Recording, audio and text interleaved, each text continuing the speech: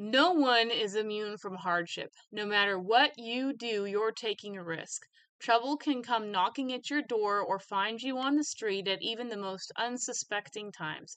The only thing that you can do is prepare for it and do everything that you can to avoid it. There is a favorite quote of mine, and it is better to be judged by 12 than carried by 6.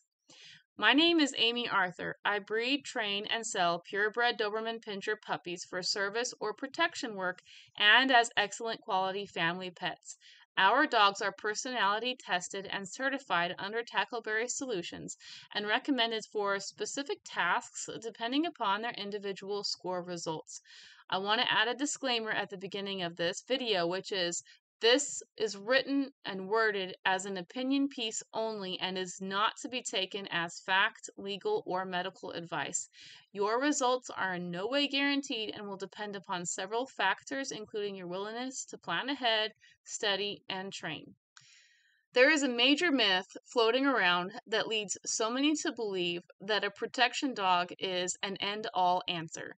As a result, many feel the need to go overboard with their training in order to make them as effective as possible in taking down an attacker.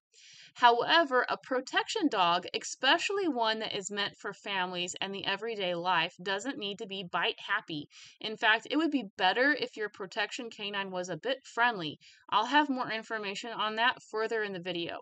So to explain, this is because a guard dog or a protection dog's job is to be an alarm, a deterrent, and a delay only. This gives you the time that you need to retreat or react in whatever manner is appropriate to the situation. Therefore, an effective growl, bark, or even bite is often enough to get the aggressor to back off, which in most cases would be a heck of a lot easier to handle in court with a lot less freedoms lost than an event that ended in a deadly manner. Now, I need you to ask yourself this question: is a protection dog really a liability? So keep in mind that most criminals are looking for an easy target. Even a woman with her small children look more daunting with a large dog, a large and clearly trained bite dog by their side than a full-grown man standing alone. Therefore, by simply having the canine with you, you can prevent an altercation from happening in the first place.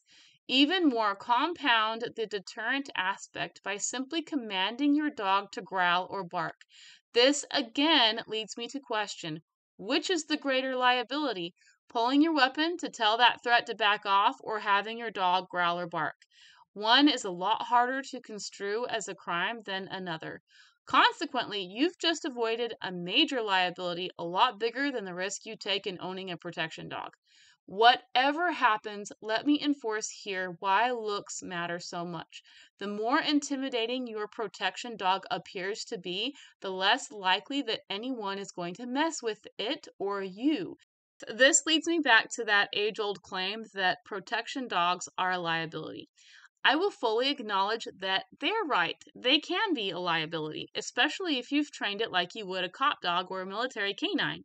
However, if you're wanting a protection dog on a family or individual level, its training doesn't have to be designed so aggressively. Furthermore, if you've trained it with obedience and manners reinforced and established on a regular basis, they're much less of a liability. Just like people, the beginning stages of a canine's life plays a crucial role in their ability to serve as an adult.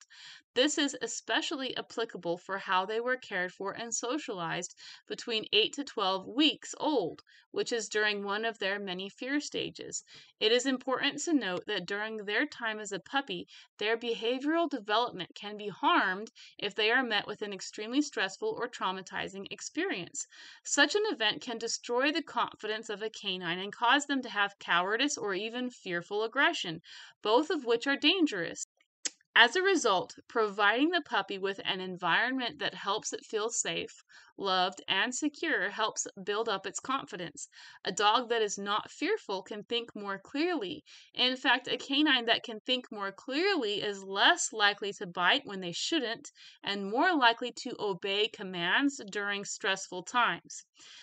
Earlier in this video, I mentioned that owning a protection dog which is friendly is not actually a bad thing. Dogs are friendly and playful when they do not see you as a threat. A side note here, canines that see a threat in every stranger or most strangers is fearful, which means that a dog which is constantly friendly to strangers is not filled with fear. The best way to nurture and raise a canine that is not fearful is by socializing it and exposing it to as many positive experiences that you can. Much like breaking a horse not to spook, you're teaching your dog that it has nothing to fear. The more confident your canine is, the better of a protection dog it can be, which means that you don't have to worry that your protection dog is a liability. Last, if you're looking for that perfect canine to add to your family for companionship, service work, or personal protection, I recommend that you go to our page and learn more about our dogs. At Tackleberry Solutions, our purebred Doberman Pinschers are raised and prepared with protection work or service work specifically in mind.